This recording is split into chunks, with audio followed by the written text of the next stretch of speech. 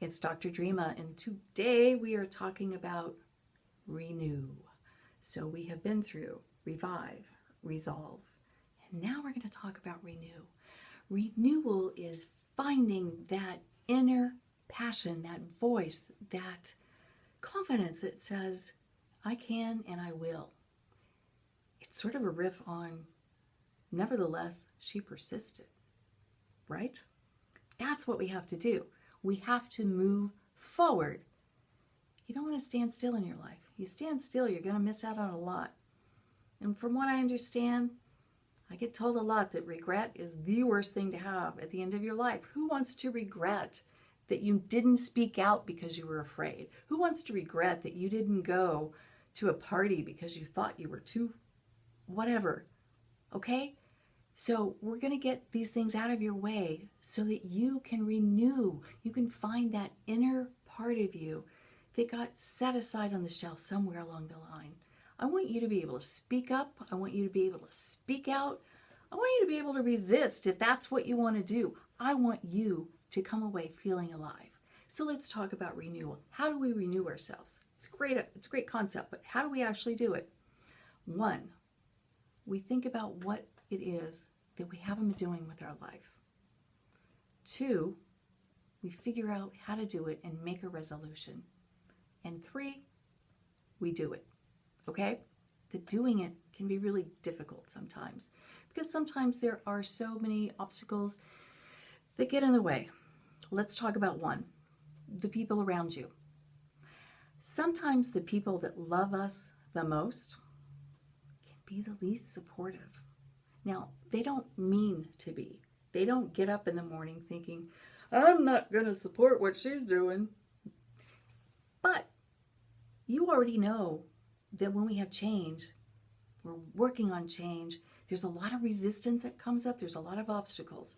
So let's say, what's a good example? I'm thinking of a client of mine who decided she had been a stay-at-home mom. She had taken care of her husband, and she decided she wanted to go back to school.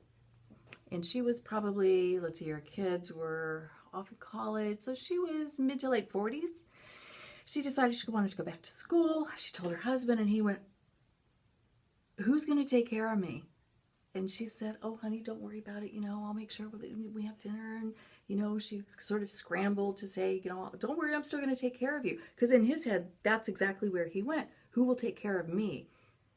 That was his fear. If she goes off to school, who's going to take care of me? So he kind of calmed down, but then he went into more objections. Well, I don't know, you haven't been in school in a long time, and what if you're not as smart as the other people? So this is one way. Not that he didn't love her. He just was feeling in the fears for her. He didn't want her to be hurt. But his fears came up. His little amygdala started talking to him, and he's saying these things out loud. What if you're not smart? What if you can't hack it? What if you don't like it? All of these things are all based in this one truth. He didn't want to rock the boat. He thought things were pretty comfortable. He thought things were pretty good. So when she brings us up about making a big change, I'm going to go back to school. I'm going to think about myself. I'm going to pursue an education. I'm going to do something that I've been putting off for years. All he can hear is life is going to change, and I don't know what that's going to look like. So the people in our lives, they love us. They want us to be safe, just like your amygdala wants you to be safe. But safety is not always where it's at. Sometimes it's about plunging in and taking a risk. And so this particular client, she pursued it. Every time, she and I work together around, let's anticipate the obstacle and what you can do in response. Because in a situation like that, getting defensive, it doesn't help. If she had come back at him and said, you never support me, you don't want me to do anything with my life, it just would have turned into a big argument, right? But when she was able to say, gosh, it sounds like you're worried about the changes that this is going to bring in, eventually he could get to the place where he could say, yeah, I'm kind of worried about that, and You know, what if you get really happy and you decide you want a career and then I'm ready to retire? And so all of these things came into play. Again, it wasn't that he didn't want to support her. He just wanted to know, how are we going to make this work?